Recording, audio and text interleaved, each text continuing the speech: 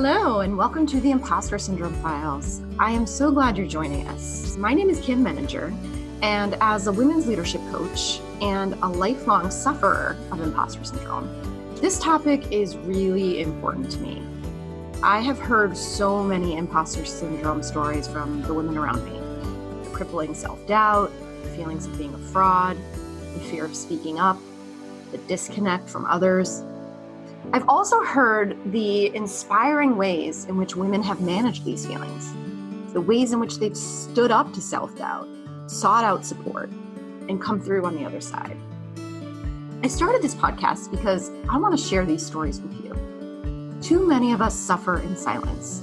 We feel alone and ashamed of our feelings, which makes them even more powerful. I wanted to create a space where women could share their experiences and release the burden of what we often carry around as a deep, dark secret. I also wanted a place where everyone could hear from others and recognize, hey, I'm not alone. Imposter syndrome is a real thing, and there are steps that I can take to rise above it. I hope that as you listen, you'll find support and comfort in what you hear. And if you're feeling brave and motivated to do so, I hope you'll someday share your story with us.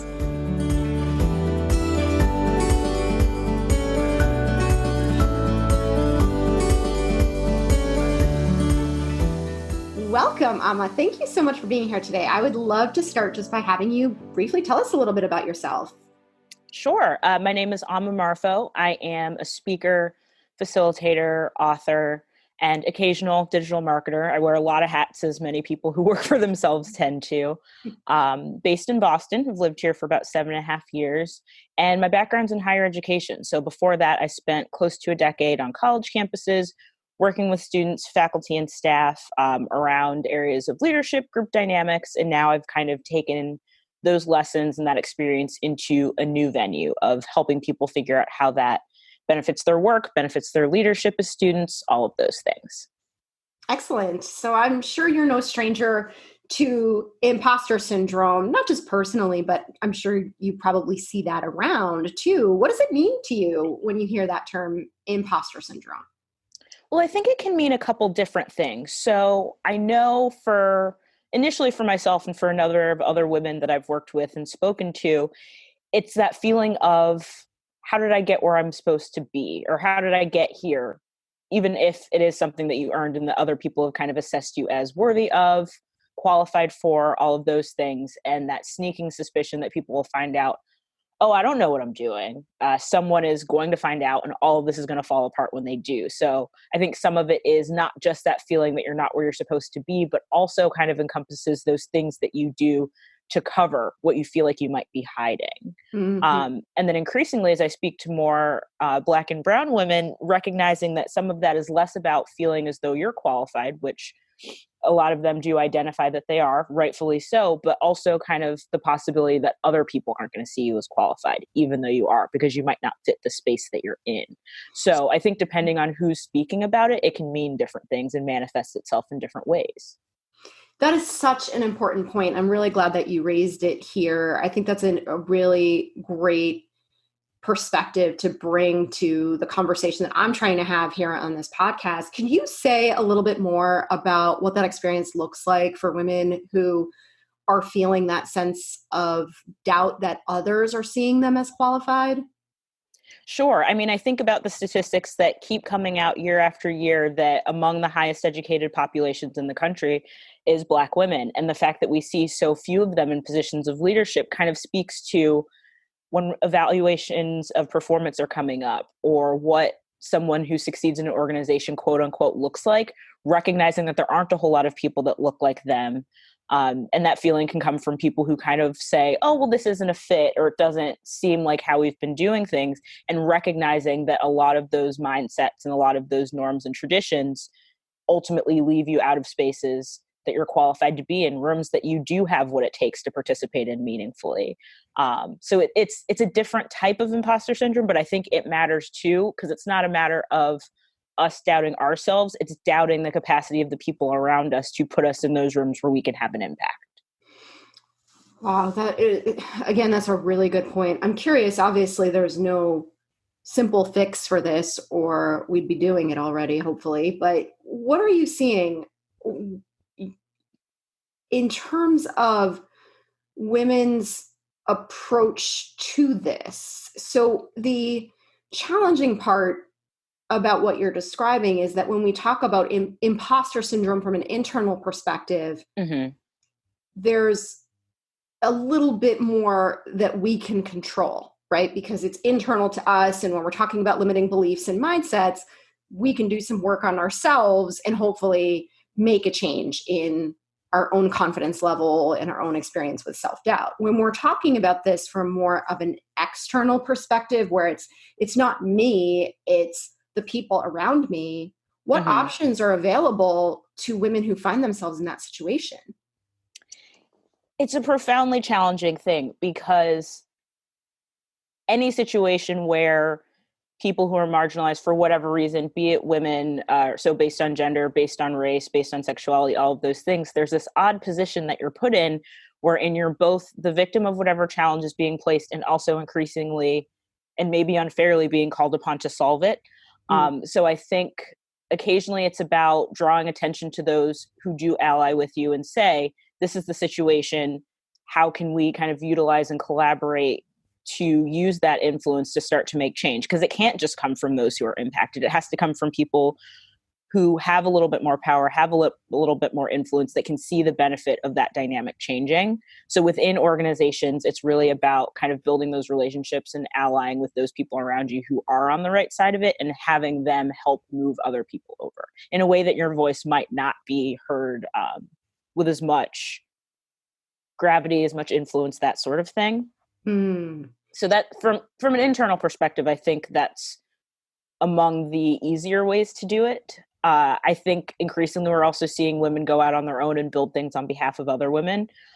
So I was a film student in college, and increasingly over time kind of became aware that there was a very specific type of filmmaker that we discussed. Very few were women, even fewer were women of color, if any at all.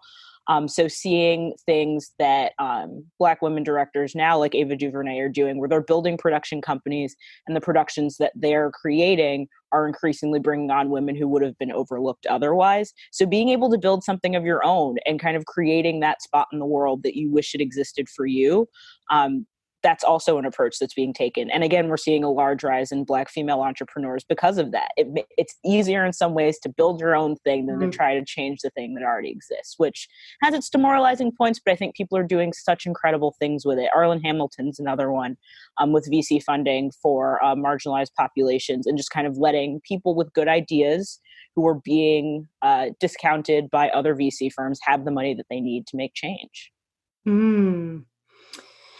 Yeah, it's great to hear that that's happening. Like you said, it is a little bit complicated because you don't want to have to do that, right? I mean, and that doesn't change the fact that the system needs to be changed, right?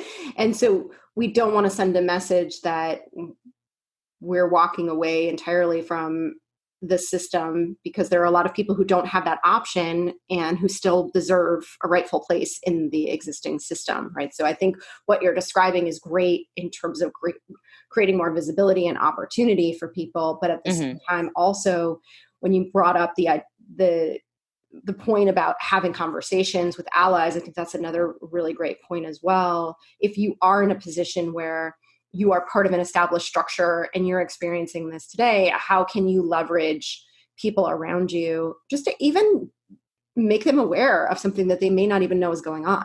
Because I think that if you haven't experienced it directly, you may have some benign ignorance, right? It's not necessarily that you have malicious intent, it's just that you don't know what you don't know.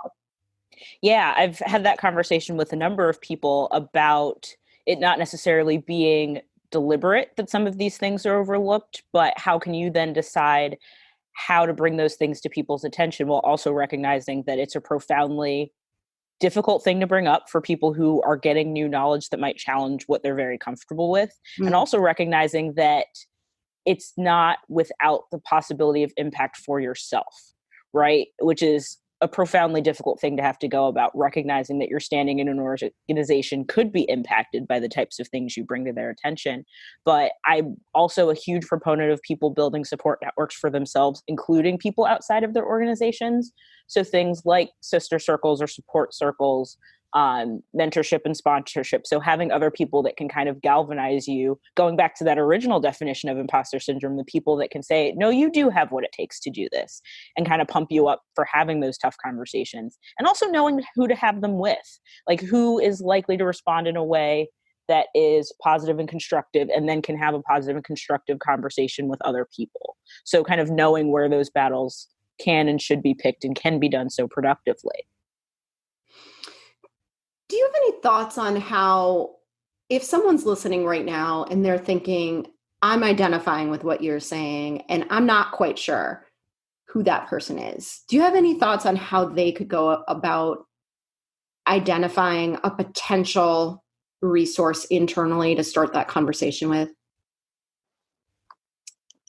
I think for something like that, it can start with some of the relationships that you have with coworkers. And I think even if you have a coworker that you kind of spend time with, occasionally will vent to, those sorts of things, start having those conversations and saying, I'm starting to feel this way. Have you noticed this?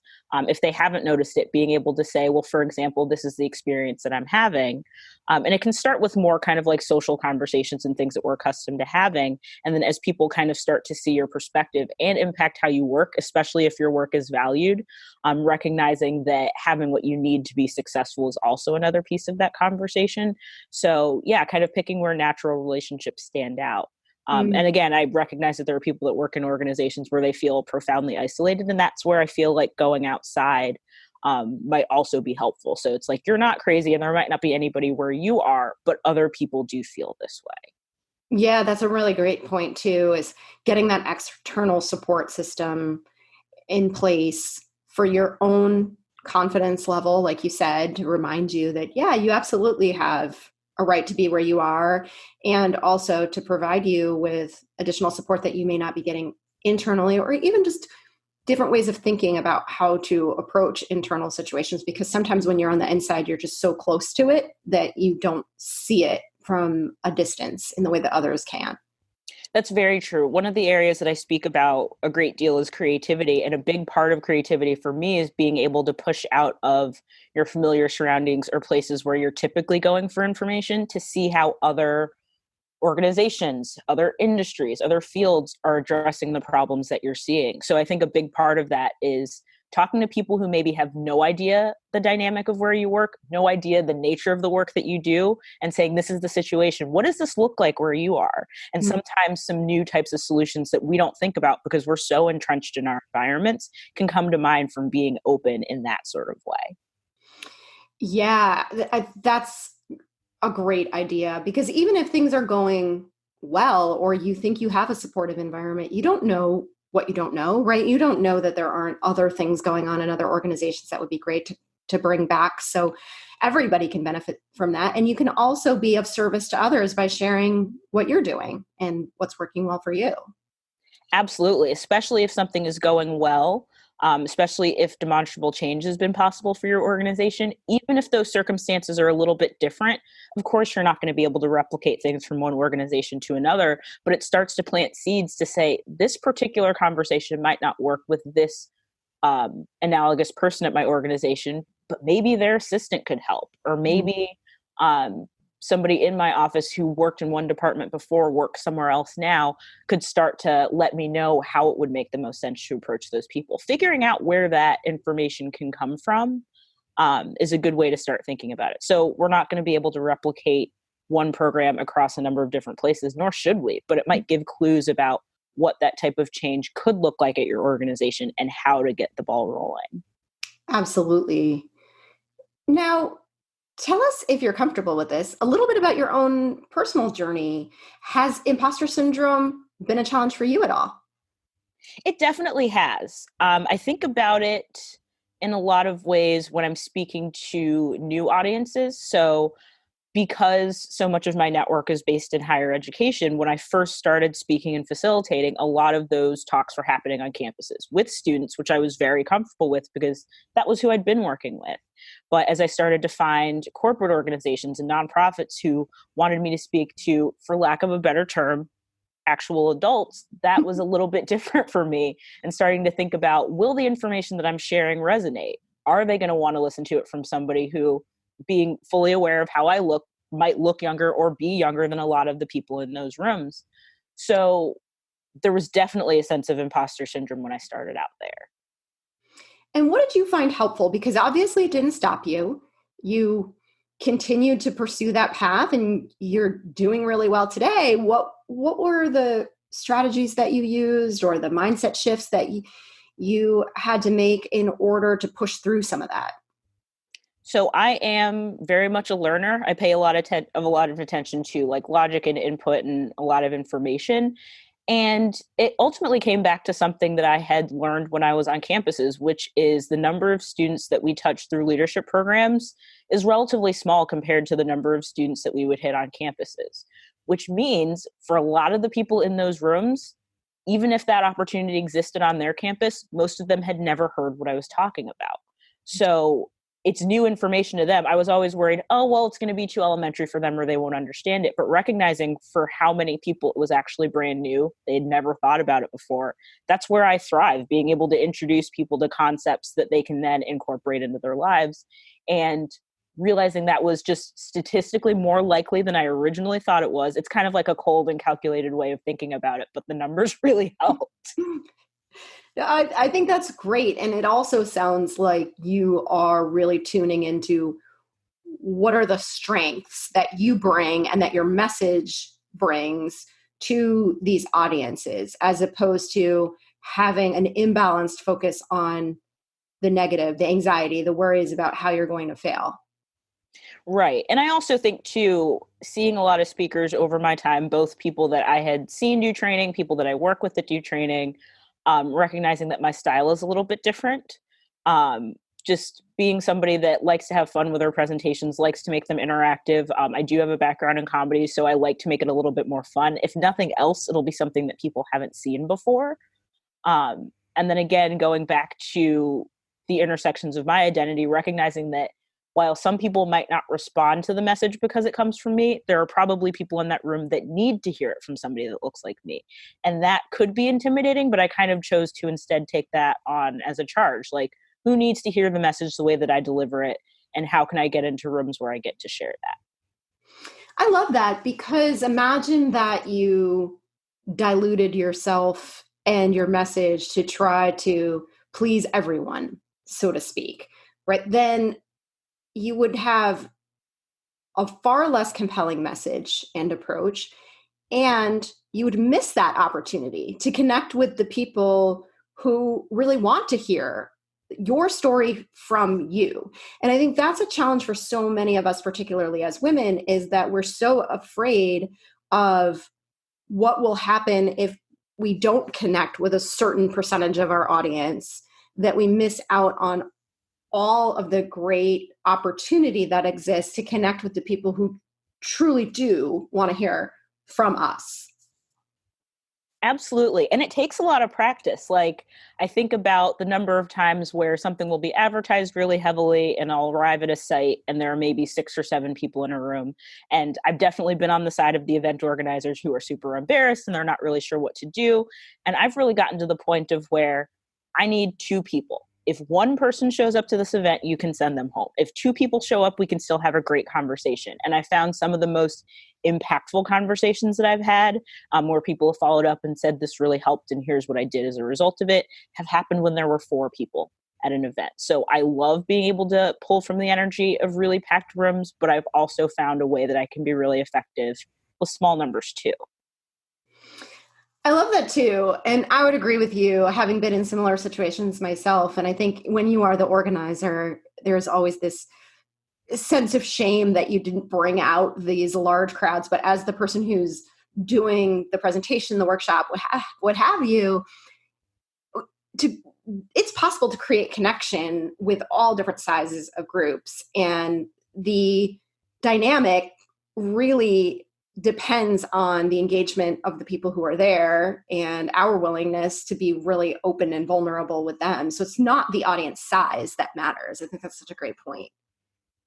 Yeah, and having a background in events, it's a hard fought skill, but just kind of being able to recognize that numbers aren't the only thing that mean that you're doing the right thing.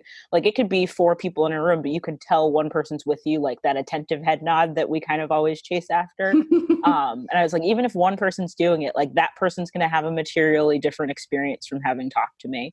And kind of coming to appreciate that has made those moments where it doesn't necessarily feel like you've done the right thing. Like, they said what I was qualified for. They listed my qualifications and only 6 people showed up. Am I not supposed to be doing this? And I was like, well, no, because that 1 or 2 people, I can tell that they needed to hear this, and that can count also.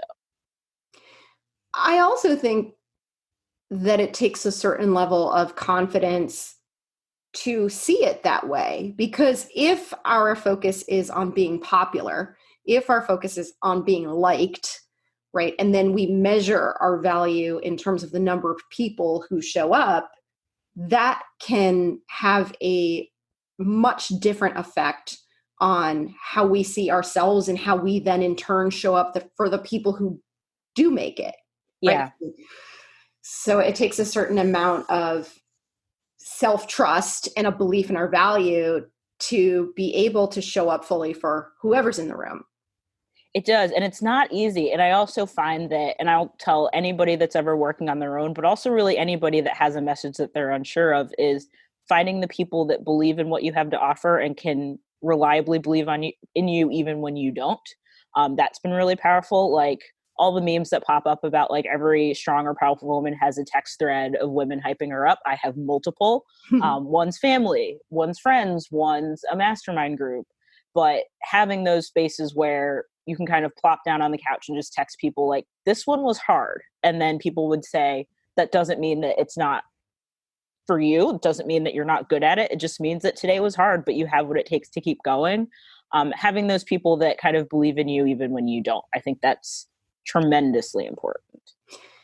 I also think related to that is the first step, which is being willing to say this is hard, right? To being willing to be vulnerable with the people who can support you. Because one of the things that I've learned about imposter syndrome and just this general conversation that we're having today is that so many of us suffer in silence. And there's this real fear of saying out loud the kinds of things that we're talking about. And so in order to get the kind of support that you need, you have to be able to share very vulnerably. Yeah, that's really true. I was actually just having this conversation with someone a couple days ago. I was working on something. I honestly don't even remember what. It was a writing project, and I was just having a hard time cracking the point I wanted to make and how I wanted to express it. And in a quieter time on Twitter, we have since left that time far behind us. I tweeted something to the effect of like, this particular writing project is hard. And that went out to a lot of people, including some, like, I mean, with like anything on social media, if it's unlocked, anyone can get to it. So some random person, a male who was not asked, then was like, oh, you should try writing a book. I've written 3 books. I'm aware that writing a book is hard, but that doesn't mean the thing that I'm doing is not also hard. But yeah, just kind of recognizing that maybe that wasn't the space to express that sentiment, because it kind of took me back when someone then responded. And then there was the whole other issue of, well, how do I then respond to this person? And all this other agitation that I didn't really need. So as I talk to people who are a little bit worried about like, well, what happens if I put something out there and then I get responses that I don't want or wasn't expecting? And the way that I explain it to people is thinking about it in terms of a bullseye, or rather a target with a bullseye at the center and then a couple rings outward. So starting at the central point with yourself, figuring out what you're good at, what you like to do, and where those things align. And then the next circle outward is those people that you're really close to that want to support you and kind of recognize that you are in fact good at these things, and where you find your likes and your talents aligning makes sense. And then moving outward another ring is maybe larger communities. So that can be networking groups within your area, online communities if you find yourself engaging in those, all people who understand the thing that you like and can recognize your talent in it. And then the furthest circle out is the larger public, and being able to navigate starting something you're unsure of with yourself and then going further and further out with people who have the capacity and desire to support you can ultimately get you to a space so when you're out in that larger public, it feels a little bit less risky. I love that. I think that's such a great visual and a really important message too, especially for people who may be not as comfortable speaking out just yet, to find an inner circle, a group that they have more trust with, that they are much more familiar with, to start there and then start to work their way out accordingly, depending on what they're looking for and what kinds of responses they may be getting. And I think especially for women who, just statistically looking at the numbers and looking at studies that have been done, get more pushback when they put ideas out in the open. I think having that fortification of people behind you before you go out into those spaces can help buffer you against some of the really difficult things you'll inevitably encounter when you decide to put your ideas out. Mm-hmm. Absolutely. Yeah, I am so grateful to you for this conversation. I was talking with somebody earlier and I said, one of my fears when I thought about doing this podcast was that if I interview people about this concept of imposter syndrome, eventually all of these conversations are going to start sounding alike. And it's going to feel a little bit redundant and boring. And that has absolutely not proven to be the case. Every single one of these conversations has been a little bit different. And the conversation that you and I are having today is so powerful, and one that I don't think would have been possible with some of the other guests that I have had. So I am so grateful to you for bringing your perspective to this show. And before we wrap up, just want to ask you, is there anything else that you think is important to talk about in this conversation that we're having right now? I think being able to create space for yourself to practice the things that you're unsure of. And I think that's a hugely important thing, wherein I talk to so many people who are thinking about speaking or thinking about writing, and they're like, I'm not really sure what I would put out, or I don't really know where my value lies in the marketplace. That's okay. For the most part, we have the opportunity to take our time and practice things. Again, with that target metaphor, starting at the beginning until you feel comfortable and then kind of gradually moving it out into the world. There's so many people who put things out really early and feel like they're talking about their successes and their achievements, that it feels like we all should be doing those things. And I think being really open about things that you're like, I need a little bit more practice before I put this out there. Or I don't want to monetize this thing that I really just enjoy doing and want to keep it as a fun thing.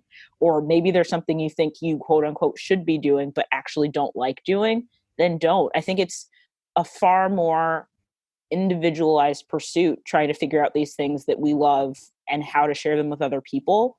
And doing it your way is totally okay. I love that. That's such an important message too, for people who are feeling so much pressure to do things because of the way other people are doing things, or because of the messages that they've been given from any number of external parties, parents, peers. There's so many external voices that we're all listening to. And at the end of the day, there is no one size fits all, right? We have to really be mindful of who we are and what works best for us. Yeah, we have so much more access to so many more voices than ever before. Don't let that rush you. Go at your own pace. It'll get done when it needs to get done. What motivated you to want to tell your story today? What are you hoping that people who are listening today will take away from it? That's a good question. I think that the more people that I talk to, the more people that I spend time with, the more I realize that we're all feeling a little bit lost. Everybody kind of feels like there's something at any given point that they're not doing that they should be doing, or they should be better at the thing that they enjoy, or they should be having a bigger impact on the world than they think. And I think all of us can really do at any given point is the best that we can, even if that is not perfect. Statistically, it's probably not perfect, but being able to do it and try it out anyway. And you never really know who will see it. You never really know who will need it right at that moment that you're putting it out there. That never fails to surprise me, the number of times that I'll fire something off, not without thought, but without too much foresight. And someone will then get back to me and say, I needed to hear that today. Or maybe a week later when they deliver on something that they didn't think they could deliver on, it turns out that whatever I had to say hit at just the right moment. And we can do that for each other, probably with more regularity than we think. So it can't hurt, but it could potentially help. Yeah, you're so right about that. I think about that a lot too, that how often are we holding back in ways that don't just hurt us, but deprive other people of really great insights, ideas, messaging that could really be beneficial even to just one other person, right? Like we talked about earlier, we're so what's the right word? I don't want to say self-absorbed because that obviously has a negative connotation to it, but we think so self-centrically about these kinds of things when in actuality, these steps that we're taking have the potential to really make a meaningful impact on others as well. So like you said, pace yourself, but know where your value lies and be willing to share it. I think especially if you're willing to help, and especially if the efforts that you're putting forward are going to create a net good, like speaking truthfully, women just in general, we're a little bit beat up right now. We're a little bit tired. So if what you're bringing to the table has the potential to lift up even one person, do it. We need it, and you might need it too, and might feel a little bit better for having done it.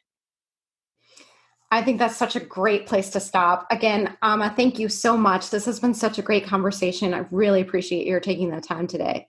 My pleasure. So happy to do it. Thank you so much for listening today. If you enjoyed it, please subscribe and share it with other women who can benefit from this conversation. Before we go, I want to share some additional resources with you. If you struggle with imposter syndrome and you want to manage it more effectively, I invite you to join my free Impostor Syndrome online challenge.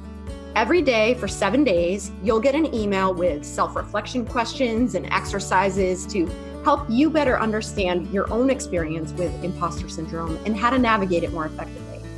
To join the free challenge, visit executivecareersuccess.com/imposter-syndrome-challenge.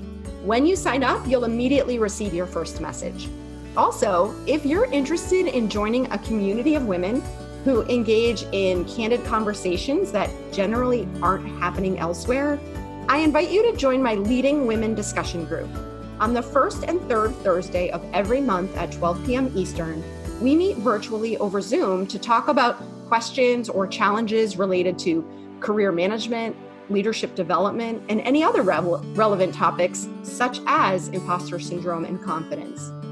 It's always a great discussion with a great group of women. If you want to check it out, you're welcome to be my guest on a future call. Just reach out to me at kim@executivecareersuccess.com and I will share the call details with you. And if you want to join my newsletter to receive tips, insights, and updates, text Leading Women, all one word, to 66866. Finally, consider telling us your story. Contact me to learn more about how you can be a guest on the Impostor Syndrome Files. Thanks again and have a wonderful day.